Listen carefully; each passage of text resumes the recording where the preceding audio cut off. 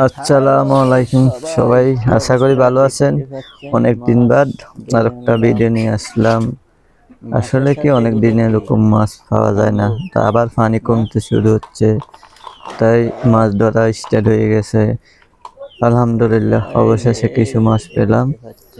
অস্থির লাগতেছে দেখতে, তাই চিন্তা করলাম ভিডিওতেও নিয়ে নি। কিন্তু মাছের সাথে এগুলো কি শামুক, তাই না? আমরা শামুক বলি, আপনারা কে কি বলেন জানাবেন। যাই হোক, একবেলা খাওয়ার জোগাড় হয়ে গেছে, শুকর আলহামদুলিল্লাহ বলাই যায়। আর সবচেয়ে বড় কথা হলো, আসলে কিনে অনেক মাছও পাওয়া যায়, কিন্তু হাতে ধরে এনে এত সুন্দর মাছগুলা ছোট ছোট খেতে যে একটা সুস্বাদু লাগে, এটা কিন্তু আপনি বাজারে মাছে পাবেন না। এটা আপনি ধরলে বা খেলে বুঝবেন এগুলা কত যে সুস্বাদু মাছ হয়। যারা গ্রাম বাংলা আছেন বা যারা ধরতেছেন তারাই জানেন। হয়তো মাছগুলো তেমন দাম না, তারপর এখানে অনেক আনন্দ, অনেক তৃপ্তি। নিজে অনেক পরিশ্রম যেন ধরে এনে যখন খাওয়া হয়, সত্যি তখন শুকরিয়া শেষ হয় না।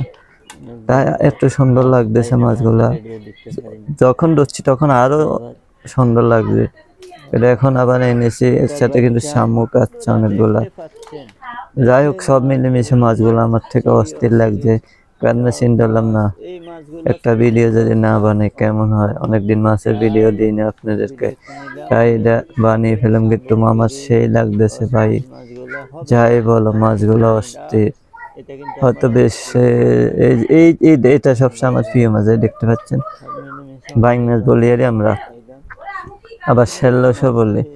যাই হোক, কে কি বলেন, আমরা বেশিরভাগ এটারে সেল্লস বলি। বাইং মাছ ওই যে ছোট গুলা, এই যে এটা হলো ছোট্ট একটা তেলাপিয়া, এই যে মেনা মাছ, এদিকে আছে ছোট ছোট গড়ি মাছ, শুটকি মাছ তো আছে।